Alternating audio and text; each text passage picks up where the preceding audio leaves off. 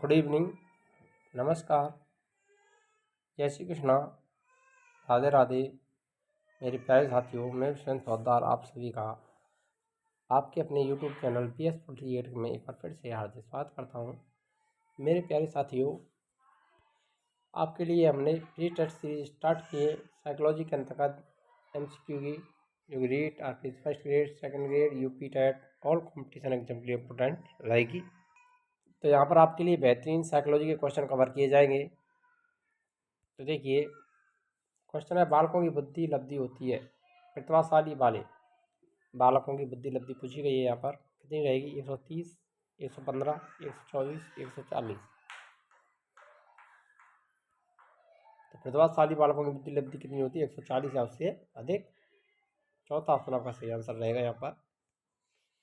अगला क्वेश्चन है, bachelor value परीक्षण शाब्दिक परीक्षक का कौन सा है? बैचलर वैल्यू जो परीक्षण है वो शाब्दिक परीक्षक है, तो वो कौन सा है? सूचना, अंक प्रतीक, ब्लॉक डिजाइन, वस्तु।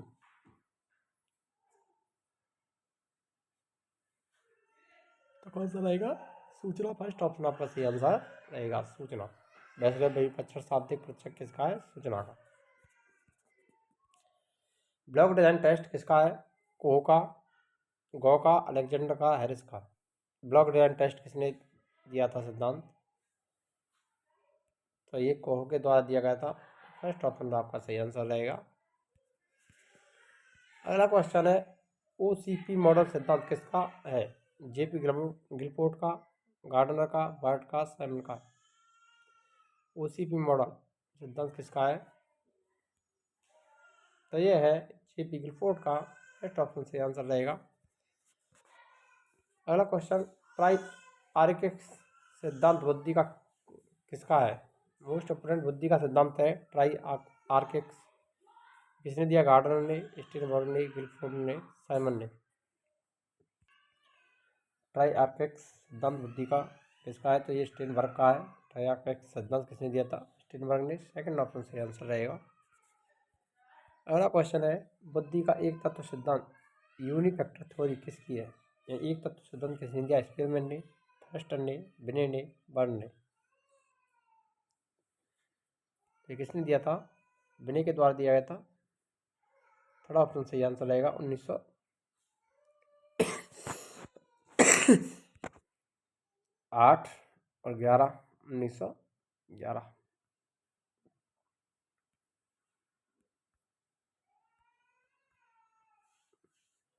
अगला बात करें तो द्वैत तत्व सिद्धांत बुद्धि का ये दिया था स्पीरमैन ने, और त्रिसत तत्व सिद्धांत भी स्पीरमैन के द्वारा दिया गया था।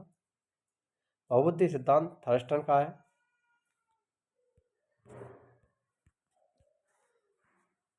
विवेककारता व चयन की शक्ति का नाम बुद्धि है, ये किसने कहा था? बोडरो ने, स्टेन ने, बट ने, गाल्टर ने।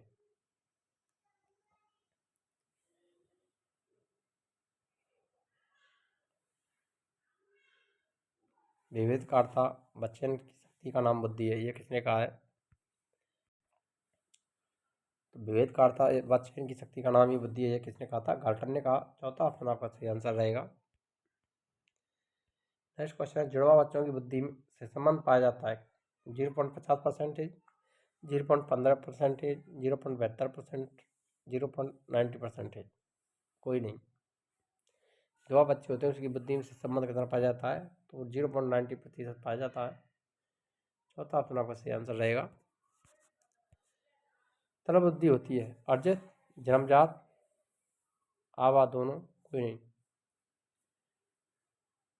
तो तरल बुद्धि कैसी होती है? तो ये जन्मजात होती है। सेकंड ऑप्शन आपका राइट आंसर हो जाएगा। अगला क्वेश्चन है, भारतीय संदर्भ में बच्चों के विकास को समझने के लिए एक पारिस्थितिक मॉडल का प्रस्तुत किसने किया था? वुडवर्थ ने, पियाजे ने, दुर्गानंद सिन्हा ने, ब्राउन फन ब्लेंडर ने। भारतीय संदर्भ में बच्चों के विकास को समझने के लिए एक पारिस्थितिक मॉडल प्रस्तुत किसने किया? ये किया था दुर्गानंद सिन्हा के द्वारा। थर्ड ऑप्शन आपका सही आंसर हो जाएगा। अगला क्वेश्चन है, प्रथम सप्ताह में नवजात शिशु यह बताने में सक्षम होते हैं कि ध्वनि किस दिशा से आ रही है। अन्य स्त्रियों की आवाज़ तथा अपनी माँ की आवाज़ में अंतर कर सकते हैं। सामान्य हवाओं का अनुकरण कर सकते हैं। यह किस अवस्था की प्रक्रिया है? शैशवावस्था की, बाल्यावस्था की, किशोरावस्था की, क्रूरावस्था की। तो ये किसकी होती है? शैशवावस्था की प्रक्रिया होती है। फर्स्ट ऑप्शन आपका राइट आंसर रहेगा। अगला क्वेश्चन है, विकास में कॉग्निटिव प्रोसेस की भूमिका का संबंध है अवधान से, अनुभव से, चिंतन से या सभी से, इनमें से कोई नहीं। विकास में कॉग्निटिव प्रोसेस की भूमिका का संबंध किससे होता है? तो इन सभी से होता है, अवधान से भी, अनुभव से भी और चिंतन से भी। चौथा ऑप्शन सही आंसर रहेगा। अगला क्वेश्चन है, विकास का पारिस्थितिकी परक दृष्टिकोण सिद्धांत किसने प्रतिपादित किया था? सेंट्रली ने, थॉर्नडाइक ने, पियाजे ने, यूनी बॉर्नफ्रेंड, ब्रेनर ने। मोस्ट इंपोर्टेंट, विकास का पारिस्थितिकी दृष्टिकोण किसने सिद्धांत किसने प्रतिपादित किया था? तो ये क्या था? यूनी ब्रॉनफेन ब्रेनर ने। चौथा ऑप्शन आपका राइट आंसर रहेगा। यदि अभी तक आपने वीडियो लाइक नहीं किया तो वीडियो लाइक करें, शेयर करें। चैनल पर नए हो तो चैनल को सब्सक्राइब करना ना भूलें। मिलते हैं नेक्स्ट वीडियो में मिलेंगे अगले नए टॉपिक के साथ। आगे देखते हैं। पहला क्वेश्चन आपका आता है, गतिशील, क्रमबद्ध तथा पूर्व कथनीय परिवर्तनों का प्रारूप है जो गर्भाधान से प्रारंभ होता है और जीवन पर्यंत चलता है। विकास, ग्रोथ, परिवार, तीनों। तो यहाँ पर रहेगा विकास। फर्स्ट ऑप्शन आपका राइट आंसर हो जाएगा। अगला क्वेश्चन आता है, प्रसव पूर्वावस्था जो गर्भाधान से लेकर जन्म तक की अवधि को कहते हैं, ये लगभग कितने सप्ताह की होती है? मोस्ट इंपोर्टेंट है। 60 सप्ताह, 35 सप्ताह, 40 सप्ताह, 41 सप्ताह। प्रसव पूर्वावस्था गर्भाधान से जन्म तक की अवधि को कितने सप्ताह की होती है? तो ये 40 की होती है। थर्ड ऑप्शन आपका सही आंसर रहेगा। अगला क्वेश्चन, माइक्रो सिस्टम लघु मंडल का अंग है। परिवार, अध्यापक, पड़ोसी, कोई नहीं, उपयुक्त सही। तो माइक्रो सिस्टम लघु मंडल का ये सभी अंग होते हैं। परिवार भी होता है, अध्यापक भी होते हैं और पड़ोसी भी होते हैं। तो उपयुक्त सभी आंसर राइट आंसर रहेगा। घटना मंडल या कोरोना सिस्टम की घटना है, माता पिता का तलाक, आर्थिक आघात, दोनों, कोई नहीं। तो यहाँ पर दोनों ही रहेगा। ऑप्शन सही आंसर हो जाएगा। अगला क्वेश्चन है, बायोलॉजिकल प्रोसेस की भूमिका को इंगित करता है। लंबाई, फेफड़े, वजन, सभी। बायोलॉजिकल प्रोसेस की भूमिका को इंगित करेगा तो ये सभी करेंगे। चौथा ऑप्शन आपका राइट आंसर हो जाएगा। अगला है, संवेदीय परक अवस्था कौन सी है? एकात्मक विचार विकसित होते हैं, प्रकल्पना चिंतन विकसित होते हैं, अनुभव का शारीरिक क्रियाओं के साथ समन्वय करते हुए संसार का अन्वेषण करता है, भौतिक गुणा का समन्वित नहीं कर पा सकता। तो यहाँ पर राइट आंसर रहेगा आपका सी, अनुभव द्वारा का शारीरिक क्रियाओं के साथ समन्वय करते हुए संसार का अन्वेषण करना। अगला क्वेश्चन, गाल को शून्य पर सर को घुमाना और मुख खोलना प्रतिवर्त है। मोर किसिंग का, बेंडिस्की का, रूटिंग का, कोई नहीं। ये रहेगा रूटिंग। थर्ड ऑप्शन आपका राइट आंसर रहेगा।